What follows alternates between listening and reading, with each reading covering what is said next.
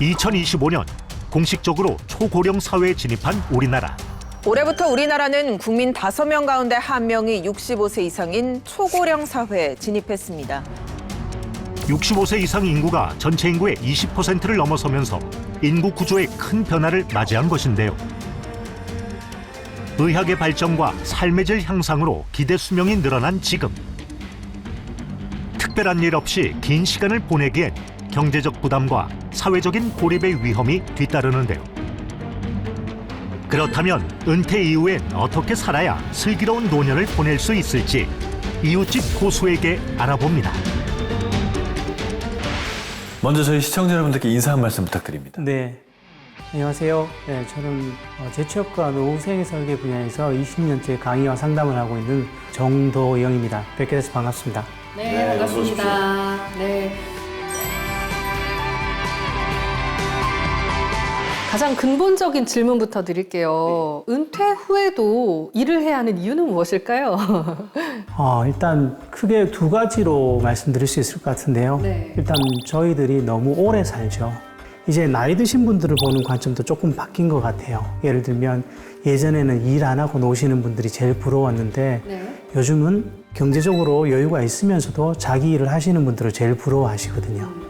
그렇다면 은퇴 후에 일을 하지 않는다면 생길 수 있는 경제적, 심리적 문제는 어떤 게 있을까요? 경제적으로 여유가 없으신 분들은 은퇴라는 개념 자체를 받아들이기가 좀 어려워요. 네. 그건 이제 먹고 사는 게 어느 정도 해결됐다는 전제 하에서 떠올려 볼 수 있는 개념이라서 그분들은 아마 바로 일을 다시 시작하셔야 될 것이고요.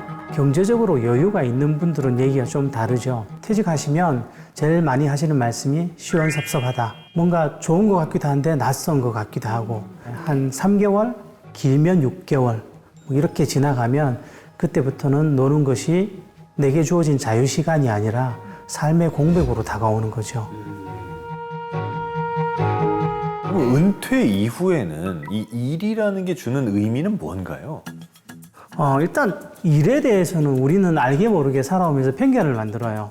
무슨 얘기냐면 일은 하고 싶지 않은 것, 웬만하면 피하고 싶은 것, 억지로 해야 되는 것, 뭐 이런 것들을 좀 갖고 있는데 예를 들면 나이 들면 노인을 괴롭히는 4가지 정도의 괴로움이 있다고 하는데 가난, 질병, 그리고 외로움, 그리고 역할 상실이에요.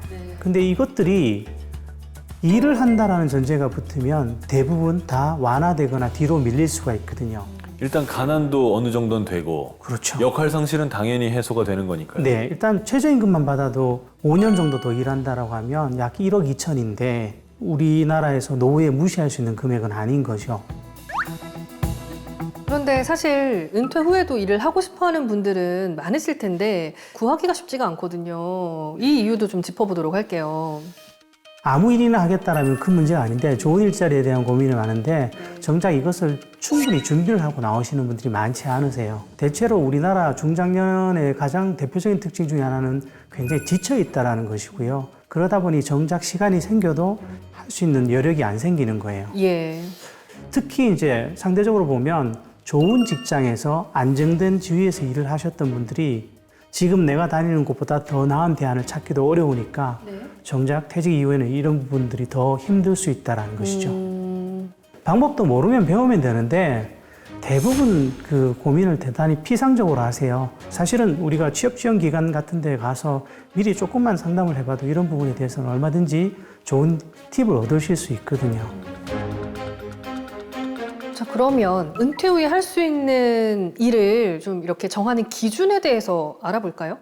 일단 돈이 여전히 많이 필요하고 사회적 지위에 관심이 많으신 분들은 어쨌든 기존 경력의 연장선상에서 출발을 해야 돼요. 네. 우리가 전혀 모르는 영역으로 일을 시작하는데 그 사람에게 높은 급여를 줄 수 있는 일자리는 없으니까요.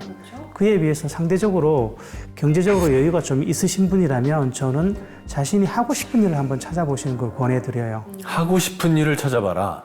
네, 왜냐하면 사회적으로 사람들이 선호하는 일은 굉장히 숫자가 적은데 내가 재미있는 일, 내가 관심 있는 일은 스펙트럼이 상대적으로 훨씬 넓거든요. 그러니까 그런 쪽에서는 좀 더 진입이 용이할 수 있다는 거죠.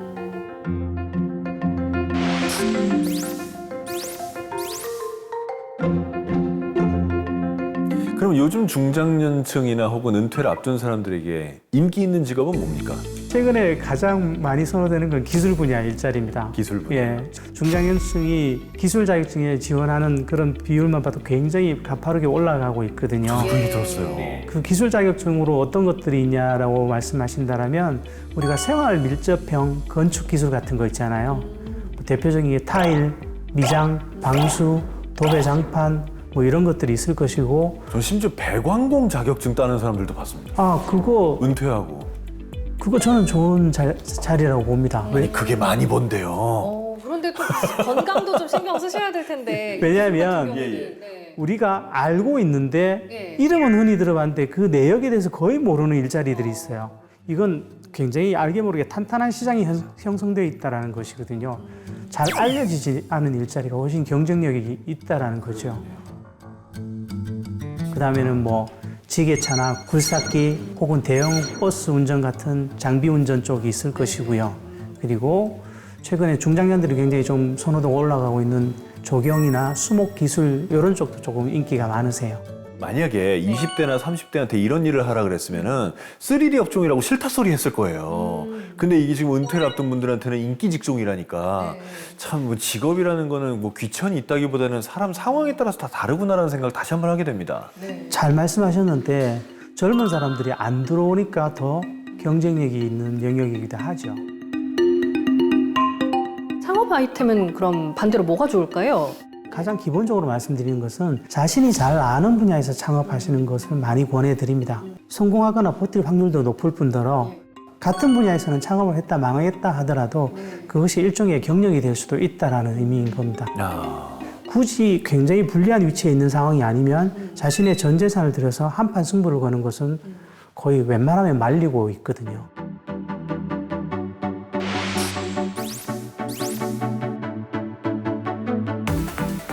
그럼 이렇게 은퇴하신 분들의 그 제2의 커리어를 이어나가는 쪽에서 많이 활동을 하시다 보니까 굉장히 잘하고 있는 사람들도 많이 보실 거 아닙니까? 네. 그분들의 공통점은 뭔가요? 가장 대표적으로 떠올릴 수 있는 것은 일단 본인들이 하고 싶은 게 분명하세요. 본인이 하고 싶은 게 분명하면 내가 재직 중일 때도 뭔가 준비할 수 있고 그렇게 하시다 보면 나올 때 웬만큼 바탕을 맞춰서 나오실 수 있거든요. 그리고 두 번째로 굳이 하나를 더 언급하자면 인적 네트워킹이 좋으신 분들이 훨씬 잘 적응을 하세요. 특히 이제 그 사람들에게 내가 어떤 이미지로 남아있는가가 훨씬 중요해요. 이른바 평판에 기반한 네트워크가 필요하다는 거죠. 자, 그러면 저희가 은퇴 후에 일을 계획할 때 뭐 실수나 오해를 좀 줄일 수 있는 방법들. 가장 먼저 떠오르는 건 두 가지 정도인데요. 첫 번째는 이제 일단 아무것도 안 하고 놀면 재밌으리라고 오해하시는 분들이 계세요. 놀아보지 못한 분들의 오해인 거죠. 두 번째는 고민을 실업급여를 받으면서 해보겠다라는 분들이 생각보다 많으세요. 그러면 의미 있는 준비는 안 돼요. 너무 짧은 시간이고 너무 쫓기게 되시거든요.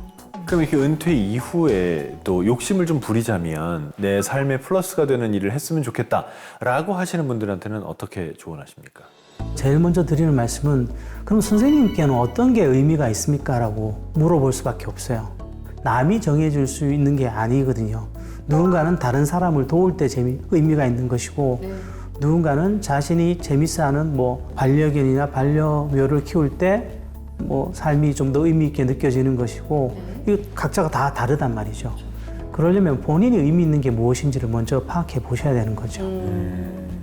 퇴직 이후의 문제는 각자가 처한 상황들이 너무 복잡해요. 그리고 각자가 원하는 것도 너무 다르고요. 어떤 분들은 좋은 자리를 줘도 나는 이제 딴 걸 하고 싶어라고 뿌리치는 분들도 계시고요. 70이 넘어도 계속 일을 해야 돼 이러신 분들도 너무 많으세요. 저희 시청자분들도 지금 또 은퇴를 앞두시고 또는 은퇴를 하시고 TV 보는 분들 많으실 텐데 오늘 굉장히 큰 도움이 되셨을 것 같아요. 좋은 말씀 해주셔서 감사합니다. 감사합니다.